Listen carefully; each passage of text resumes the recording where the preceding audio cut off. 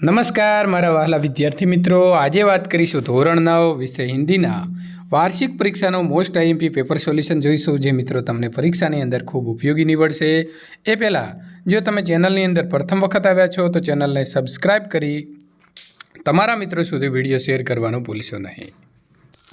તો વિદ્યાર્થી મિત્રો, વાર્ષિક પરીક્ષા એપ્રિલ 2023 અને કુલ ગુણ રહેશે 80। વિભાગ એથી સોલ્યુશનની શરૂઆત કરીશું। 3 કલાકનો સમય રહેશે પેપર લખવા માટેનો। પ્રથમ વિભાગ એની અંદર મિત્રો પ્રશ્ન પૂછાશે, જે પ્રશ્ન છે કે निम्नलिखित रिक्त स्थानों की पूर्ति कीजिए। सूर्य नारायण पढ़ने में खाली जगह है तो कमजोर है। मोहन खाली जगह की तलाश में ग्वालियर आया था तो नौकरी की तलाश में आया था। सही विकल्प चुनकर निम्नलिखित विधानों पूर्ण कीजिए। पेशवा की हार से लक्ष्मीबाई को खुशी हुई क्योंकि, तो जवाब आएगा पेशवा की आंखों खुलने के लिए ये जरूरी था। जवाब आएगा सी। इब्राहिम ने ये गलती की थी कि उसने, जवाब ए आएगा दल के नियम के विरुद्ध अर्दली के लिए साला शब्द का प्रयोग किया था। निम्नलिखित प्रश्नों के उत्तर एक एक वाक्य में लिखिए। शिशुपाल के साहस की सम्राट अशोक ने क्यों प्रशंसा की? तो शिशुपाल ने एक न्याय मंत्री के रूप में राजा और प्रजा दोनों में कोई अंतर नहीं रखा और अपराधी को बिना किसी डर के सजा सुना दी, इसीलिए शिशुपाल के इस साहस की सम्राट अशोक ने प्रशंसा की। युद्ध में जाते समय रानी को क्या लगता है? तो युद्ध में जाते समय रानी को लगता है कि ये उनके जीवन का अंतिम युद्ध है। श्यामा ने कौन सा ब्रह्मास्त्र छोड़ा? तो श्यामा ने वो ब्रह्मास्त्र छोड़ा कि जब तक बच्चन जी अपनी तबीयत डॉक्टर को नहीं दिखाएंगे तब तक वो खाना नहीं खाएगी। विद्योत्मा ने अपने विवाह के बारे में क्या घोषणा की? तो विद्योत्मा ने अपने विवाह के बारे में ये घोषणा की, जो व्यक्ति उसे शास्त्रार्थ में हरा देगा उसी के साथ विवाह करेगी। निम्नलिखित प्रश्नों के उत्तर 2-3 वाक्य में लिखिए। परदेशी कौन था? उसको किसकी आवश्यकता थी? तो परदेशी स्वयं सम्राट अशोक थे, उनको सुयोग्य न्याय मंत्री की आवश्यकता थी। तात्या रानी लक्ष्मीबाई के सामने लज्जित क्यों हो उठे? रानी लक्ष्मीबाई ने तात्या को सरदार कहकर संबोधित किया। रानी के मुंह से अपने लिए ये संबोधन सुनकर तात्या लज्जित हो उठे। निम्नलिखित प्रश्नों के उत्तर 5-6 वाक्य में लिखिए। दोषों का पर्दाफाश करना बुरी बात नहीं है। बुराई ये मालूम होती है कि किसी के आचरण गलत पक्ष के उद्घाटित करते समय उससे रस लिया जाता है और दोषों उद्घाटन को एकमात्र कर्तव्य मान लिया जाता है। बुराई में रस लेना बुरी बात है, अच्छाई को इतना ही रस लेकर उजागर न करना और भी बुरी बात है। सैकड़ों घटनाएं ऐसी घटती हैं जिन्हें उजागर करने के लोकचित में अच्छाई के प्रति अच्छी भावना जगती है। प्रश्न नंबर 12, लेखक यात्रा से क्यों डरते थे? लेखक यात्रा भीरु थे।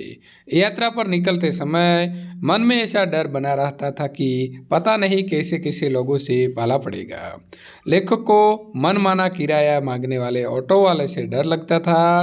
नए शहर के लोगों का कैसा व्यवहार होगा, उन्हीं कारण से लेखक यात्रा से डरते थे। विभाग बी, निम्नलिखित रिक्त स्थानों की पूर्ति कीजिए। अपने पराये की पहचान खाली जगह में होती है तो विपत्ति में। फिर हमें खाली जगह कौन हनत तो बतावे। निम्नलिखित काव्य पंक्ति पूर्ण कीजिए। नयनों में जवाल तेरी गति में भूचाल, तेरी छाती में छिपा महाकाल है। मनुष्य तू बड़ा महान है, वो काव्य की पंक्तियां हैं। निम्नलिखित प्रश्नों के उत्तर एक एक वाक्य में दीजिए। कामधेनु कहाँ है? तो स्वर्ग की गाय। मनुष्य की बुद्धि कैसी हो रही है? तो भ्रष्ट। मनुष्य को हाथ किस लिए मिले थे? मनुष्य को धरती पर स्वर्ग का निर्माण करने के लिए हाथ मिले थे। मानव के प्राण कैसे होते हैं? तो मानव के प्राण अमर होते हैं। निम्नलिखित प्रश्नों के उत्तर 2-3 वाक्य में लिखिए। लोगों में महान मूल्य के बारे में आस्था क्यों हिल गई है? आज ईमानदार और परिश्रम करके जीविका कमाने वाले श्रमजीवी बुरी दशा में जी रहे हैं। झूठ और बुरे काम करने वाले फल फूल रहे हैं। समाज की ऐसी स्थिति देखकर लोगों में महान मूल्यों के बारे में आस्था हिल गई है और लोग मूल्य भूल चुके हैं। विधाता ने नर सृष्टि का विस्तार कहाँ से किया है? विधाता ने नर सृष्टि का विस्तार भारतवर्ष से किया है। निम्नलिखित प्रश्नों के उत्तर 5-6 वाक्य में लिखिए। धरती की शान से कवि का क्या तात्पर्य है? भाव स्पष्ट कीजिए। मनुष्य धरती की संतान है। मनुष्य से अपनी बुद्धि और कठोर परिश्रम के बल पर जल, थल और नभ में गौरवपूर्ण उपलब्धियां प्राप्त की हैं। मनुष्य ने सभ्यता और संस्कृति के ऊंचे आदर्श कायम किए हैं। उसने धरती पर के सभी प्राणियों में स्वयं को सर्वश्रेष्ठ साबित कर दिया है। इसीलिए कवि मनुष्य को धरती की शान मानता है। प्रश्न नंबर 30। प्रस्तुत कविता में मनुष्य के प्रति किस भाव की अभिव्यक्ति हुई है और उससे हमें क्या प्रेरणा मिलती है? तो प्रस्तुत कविता में मनुष्य के प्रति महानता के भाव अभिव्यक्त हुए हैं।